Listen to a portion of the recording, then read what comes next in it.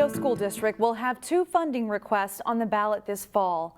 This is the first referendum for District 279 voters in almost 10 years. The Osseo School Board approved putting the school funding request on the ballot at Tuesday night's meeting. Our district hasn't been through a referendum in a while, as these 10-year operating and capital levies expire again after the 23-24 school year. So it's a big decision for you as a board and for our community. The school board voted unanimously for the 2 questions. One, to increase the district's operating levy, which pays for day-to-day learning and instructional needs. The second would be a technology levy to pay for classroom learning technology and staff, as well as safety and security systems. The average impact for the owner of a $250,000 home would be less than $9 a month. The Brooklyn Park Fire Department is asking anyone who has information about a fire at Park Center High School to call the arson tip hotline. Investigators say someone intentionally set fire to one of the bathrooms at the school on Monday morning. Due to the fire, students and staff were evacuated for a short time. The fire damaged not only the bathroom where the fire started, but caused some smoke damage to an adjacent bathroom.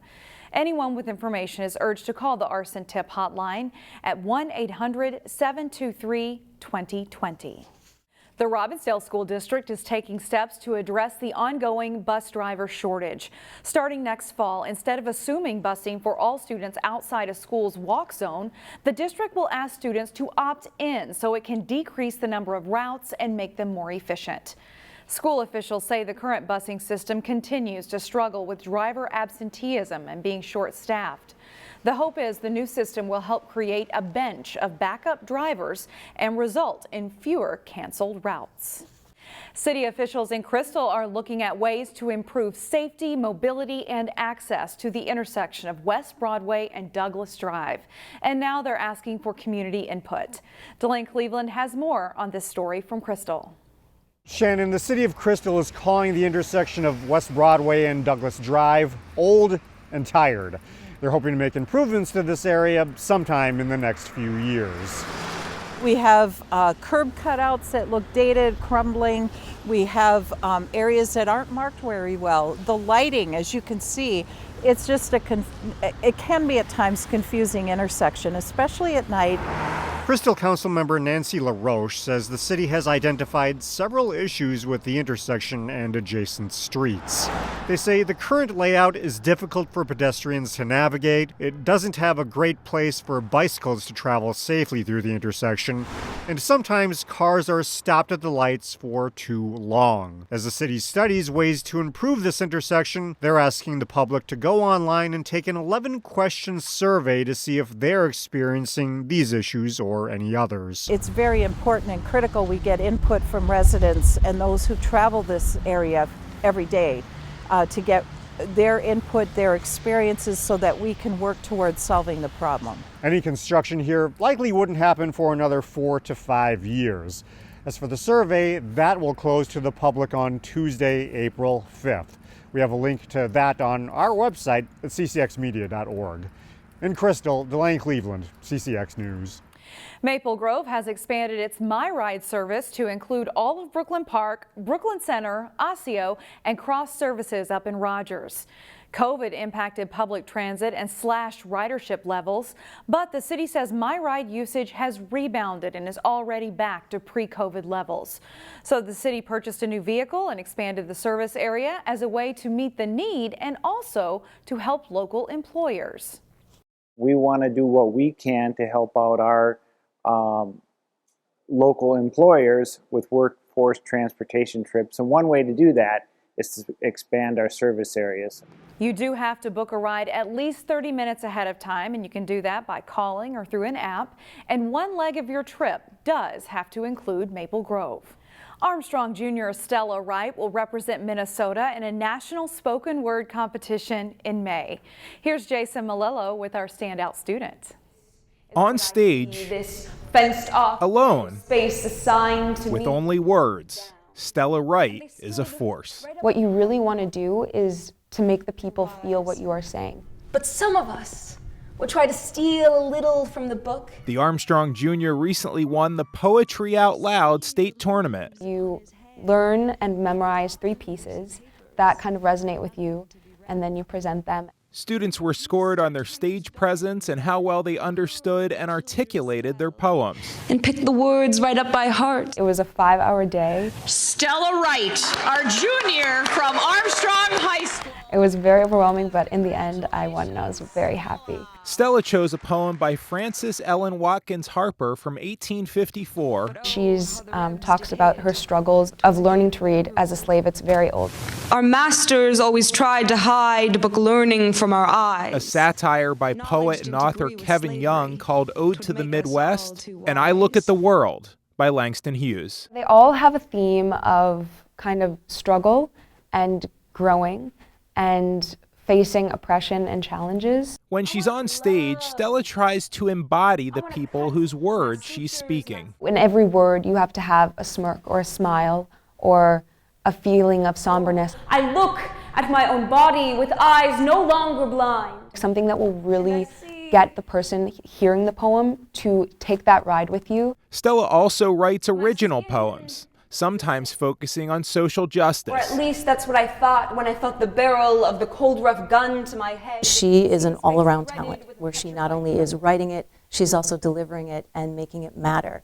And there's a genuine sincerity about her in her delivery that makes it very special. Stella will soon compete in the National Poetry Out Loud competition. It's a virtual event this year. As long as I put all my emotion behind it, every word, I think it will still be very powerful. And you can draw us as victims in your whitewashed history, but we will always be warriors and kings. In Plymouth, Jason Malillo, CCX News.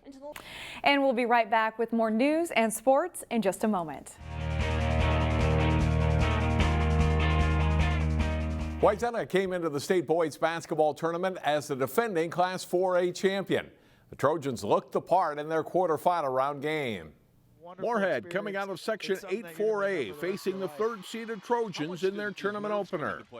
Wayzata forced Moorhead into 18 turnovers, and the Trojans often turn that into points. Ryan Harvey to Hayden Tibbetts, who makes a nice move to the basket to score. It's 7-1 Wayzata.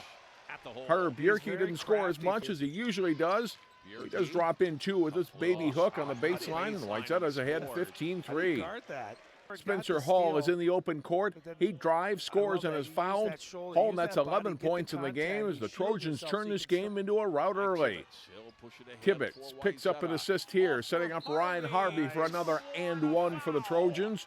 Wayzata up 24-7. Bierke pulls down one of his 11 rebounds here on the defensive end and sends a long outlet pass to Miles Barnett, who scores two of his game-high 13 points. Wayzata leads 37-11 at halftime. Second half, and Tibbetts drives, then kicks a pass to the corner to Harvey, who buries a three-pointer, and Wayzata leads by 32. The Trojans go on to rout Moorhead 71-28. It's Wayzata's 26th win of the season and 15th in a row. I would say we're peaking as a team right about now. We're playing some of our best basketball the entire year. And like you said, our defense is just, it's really clicking right now. Everything we're doing is working. We're scoring offensively. We're getting good stops defensively. And when we keep doing that, our confidence just goes through the roof. And when you play with high confidence, you have successful games and you win by large margins. We came out on all cylinders today. Very balanced scoring attack, which is hard to stop, especially now in March. And we're really confident and, playing on this court. We have a lot of special memories on this court, and we were able to come out and just take it from the start and never look back. Wayzata meets Creighton-Durham Hall in the tournament semifinals Thursday night at approximately 8 p.m. at Williams Arena. Top seed Park Center had a better test in the quarterfinals against Andover. Jay Wilcox has the highlights. Top seed Park Center ready to face Andover in the state Class 4A boys basketball quarterfinals. Leo Torbor spins and scores for the Pirates as they grab an early lead 4-2. Andover gets it going. Sam Masungu with the step back three, and it's 9-6 Huskies, 15 total for him. Braden Carrington rises up over the defender to score two of his 16 points, and it's 20-14 Pirates. Andover passes right to Cash Chavis for the layup as Park Center goes up by 12 at 30-18. But the Huskies come on late in the first half. Landon Nelson buries a three to pull them within 32-31. Torbor answers, getting the hoop and foul with 0.2 seconds left in the half. It's 35-31 Pirates at halftime. Second half, and Andover surges. Connor Foy hits a three to give them a brief lead at 41-40. Park Center grabs the lead back as Cody Pennebaker makes a tough transition layup, and it's 47-42 Pirates. And they put some exclamation points on the win. Pennebaker dunks on the alley-oop from Carrington. And Torbor hammers one down. Andover stays in it until very late, but it's Park Center winning 74-60. You know, we played them earlier in the season. You know, they tested us once, and we knew coming out that they weren't just going to let us win easy. So, you know, it was kind of expected, but, you know, we got the job done. So. Coming into the game, we knew they weren't going to break right away, so we just had to grind them out, wear them down. And by the time late in the second half, you saw that they were starting to break down a little bit, and then that's when we took our chance and went on a big run. The Pirates meet Eastview in the semifinals Thursday. Jay Wilcox, CCX Sports. Thanks, Jay. You can see highlights of Totino Grace's quarterfinal round win over Hermantown in the Class 3A tournament on our website at ccxmedia.org.